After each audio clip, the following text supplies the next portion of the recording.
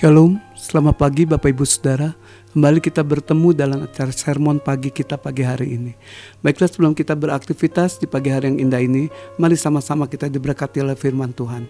Kita tundukkan hati kita, mari kita datang kepada Dia.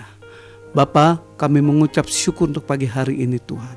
Tuhan, terima kasih Engkau sudah bangunkan kami dan Engkau sudah berikan pada kami kehidupan yang baru untuk kami jalani sepanjang hari ini. Sebelum kami menjalani aktivitas kami datang dulu terlebih kepada Engkau Tuhan, karena kami tahu firman-Mu akan menjadi kekuatan, firman-Mu akan menjadi pelita bagi setiap langkah kami. Sepanjang hari ini kami bawa ke dalam tangan Engkau Tuhan.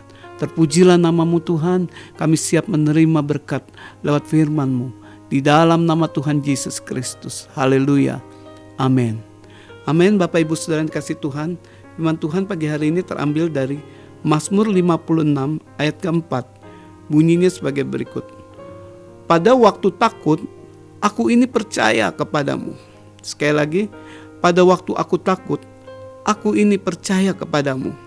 Saudara, ini perkataan daripada Daud ya, di saat dia sedang mengalami satu masalah yang sangat genting, ketakutan menyelimuti hidupnya karena dia sudah berada di satu tempat dan sebuah gua dan di luar sudah terkepung dengan para orang-orang yang ingin menganiaya hidupnya ya. Tetapi disinilah dia berkata, pada waktu aku takut, justru aku, yaitu Daud, dia percaya kepada Tuhan. Ketakutan adalah satu hal yang manusiawi, saudaraku. Tetapi kesalahan kita membiarkan ketakutan itu menguasai hati dan pikiran kita. Kalau ketakutan menguasai hati dan pikiran kita, maka ketakutan yang pertama dia akan menghancurkan iman percaya kita. Yang kedua, bahwa ketakutan itu akan mematikan semua pengharapan kita. Jadi iman kita hancur dan pengharapan kita juga menjadi hilang oleh karena ketakutan yang melingkupi seluruh hati dan hidup kita. Mari kita belajar, kita akan mulai buka di dalam Ibrani 11 ayat 1 ya. Iman adalah dasar daripada segala sesuatu yang kita harapkan dan bukti dari segala sesuatu yang tidak kita lihat. Jelas di sini dalam Ibrani 11 ayat 1. Bahwa iman adalah dasar dari segala sesuatu yang kita harapkan. Jadi setiap kita pasti punya pengharapan. Setiap kita pasti memiliki keinginan. Setiap kita masih hidup, kita pasti memiliki pengharapan. Hanya orang-orang yang sudah mati yang tidak memiliki pengharapan, karena tidak ada lagi yang diharapkan. Jadi kalau kita memiliki pengharapan, puji Tuhan, berarti kita masih hidup sampai pagi hari ini ya.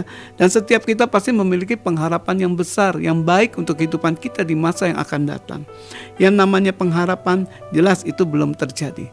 Tetapi sebagai orang Kristen kita percaya dengan iman kita bahwa iman di sini kata firman Tuhan adalah dasar untuk kita boleh menaruh pengharapan kita. Dan bukti dari segala sesuatu yang belum kita lihat, yang belum kita nikmati, tapi kita semintakan kepada Tuhan. Saudara, kalau berbicara tentang dasar adalah sebuah pondasi. Jadi, seberapa besar pengharapan yang kita ingin nyatakan dalam kehidupan kita, itu tergantung dari dasar iman kita. Oleh karena itu pagi hari ini kita mau belajar bagaimana kita meletakkan iman percaya kita. Iman percaya yang benar harus diletakkan pada dasar yang namanya dasar kebenaran. Karena kebenaran itu adalah firman Allah.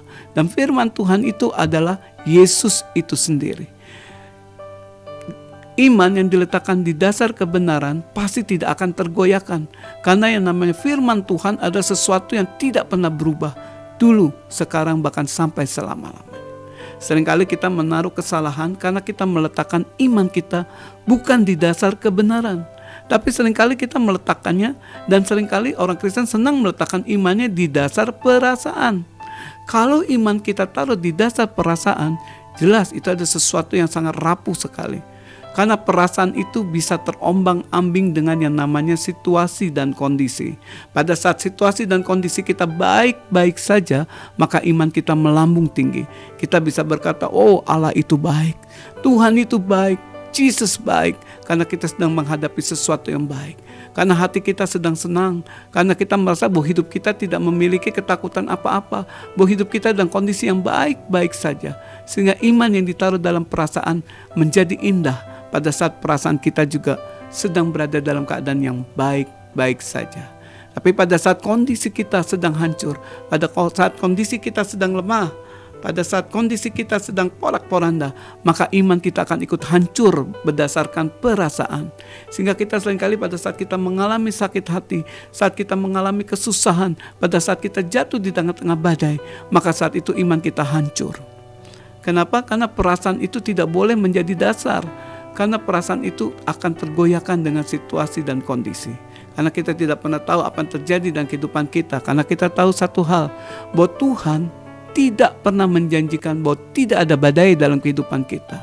Tetapi satu hal yang Tuhan janjikan buat kita, badai boleh ada, tetapi Tuhan berjanji bahwa setiap kita percaya di dalam nama Yesus, maka kita akan kuat berjalan di tengah badai. Katakan amin. Haleluya. Terima kasih Tuhan, ya. Sekali lagi saya katakan, ketakutan ada satu hal yang manusiawi, tapi kesalahan kita membiarkan ketakutan itu menguasai hati dan pikiran kita, ya. Peristiwa Daud di ayat Mazmur 56 ayat 4 ini menjadi teladan buat kita. Sebab di tengah-tengah ketakutan yang besar saat Daud dikepung dan ditangkap oleh bangsa Filistin di Gat, saat itu dia justru bisa menguasai ketakutannya dan dia tidak depresi. Dan dia tidak kalah dengan rasa ketakutannya. Dia tidak kehilangan iman. Imannya tidak hancur. Karena jelas Daud menaruh imannya di dasar kebenaran. Walaupun selalu kita melihat secara kondisi sudah tidak ada lagi celah untuk dia bisa selamat. Kalau kita melihat secara kondisi tidak ada lagi celah yang bisa menolong dia. Kondisinya semua serba sangat-sangat krisis. Tetapi Daud yang imannya di atas dasar kebenaran, dia bisa memenangkan situasi ketakutannya. Karena kita percaya bahwa ketakutan itu bukanlah sesuatu yang berasal dari Tuhan, tapi ketakutan berasal dari si iblis. Sementara Tuhan tidak pernah memberikan kita roh ketakutan. Kita percaya bahwa roh dalam hidup kita ada roh yang lebih besar daripada roh apapun juga, masuk roh ketakutan yang menguasai hati dan pikiran kita. Untuk itulah kita melihat pada saat di tengah-tengah ketakutannya, maka Daud bisa mengakui bahwa di saat situasi seperti ini, di saat aku mengalami kegentingan, justru aku semakin percaya kepada Tuhan. Ini yang harus kita kejar, ini yang harus kita lakukan dalam kehidupan kekristenan kita. Di tengah-tengah kondisi yang terpuruk, di tengah-tengah badai yang terjadi dalam kehidupan kita, kita harus taruh iman kita lebih kuat di dasar kebenaran. Kita harus semakin berharap kepada Tuhan. Jangan justru terbalik. Banyak orang yang sedang mengalami konflik dalam kehidupannya, justru dia pergi menjauh dari Tuhan, sehingga kehidupannya semakin hancur. Daud menjadi satu contoh yang luar biasa buat kita. Di tengah-tengah ketakutannya, dia justru bisa semakin beriman kepada Tuhan. Dan dia tidak lagi melihat bahwa kuasa-kuasa musuh yang ingin menghancurkannya bisa menguasai hidupnya. Karena dia tahu Tuhannya pasti sanggup menolong. Mari kita juga melakukan seperti apa yang Daud lakukan, ya. Kita menaruh iman kita di dasar kebenaran. Iman percayanya kepada Tuhan semakin bertambah. Jelas Daud sadar hanya Tuhan yang bisa menolongnya. Hanya Tuhan yang menjadi batu karang yang teguh tempat perlindungannya, yang kuat dan yang aman. Maka Daud percaya dia akan aman bersama dengan Tuhan. Saudara, kalau kita melihat di dalam Mazmur 23 tentang gembala yang baik, di sana dikatakan bahwa Tuhan akan membaringkan kita di rumput di padang yang berumput hijau. Itu lambang kenikmatan yang Tuhan berikan, perjanjian untuk setiap saudara dan saya. Tapi kalau kita baca terus, paling bawah dikatakan, sekalipun aku berada di lembah kegelapan, aku tidak takut. Kenapa? Karena kita percaya ada tongkat dan gada. Tongkat dan gada adalah lambang kehadiran gembala. Dan gembala kita adalah Yesus Kristus, ya. Setiap ada tongkat dan gada bersama dengan kita, maka amanlah kita. Kalau Tuhan ada di pihak kita, siapa yang dapat melawan kita? Jelas tidak ada. Oleh karena itu, kuasailah hatimu dengan iman yang kuat, supaya imanmu tidak tergoyahkan, imanmu tidak hancur oleh kalau dikuasai oleh rasa kekhawatiran, rasa ketakutan yang membuat engkau kehilangan akal dan imanmu hancur, pengharapanmu hancur. Saudaraku, mari pagi hari ini kita sama-sama mengimani firman Tuhan ini. Kita mau berjalan sepanjang hari ini dalam setiap apa yang kita harapkan, dengan setiap apa yang ingin kita lakukan, semuanya kita taruh di dasar iman yang kita letakkan di atas kebenaran firman Tuhan. Maka kita akan melihat pengharapan itu tidak akan mengecewakan. Masa depan kita pasti ada di tangan Tuhan. Bahwa tidak ada yang dapat menghancurkan setiap pengharapan kita, karena Yesus Kristus adalah Allah, tongkat dan gada, gembala yang memimpin dan menuntun hidup kita. Terima kasih Tuhan Yesus. Terima kasih Bapa yang baik. Mari kita tundukkan kepala, kita sama-sama berdoa. Bapa, kembali kami datang ke dalam tangan Engkau. Ampuni setiap kami Tuhan. Jikalau iman kami terkadang lemah, karena kami menaruh di dasar perasaan kami. Seringkali kami tidak mempercayai Engkau Tuhan. Mulut kami berkata kami percaya Engkau Allah yang ajaib, tapi hati kami tidak mau berserah kepada Engkau Bapa. Seringkali kami mengandalkan kekuatan dan pikiran kami Bapa. Ampuni kami Tuhan. Ya Allah, pagi hari ini kami belajar satu hal Tuhan.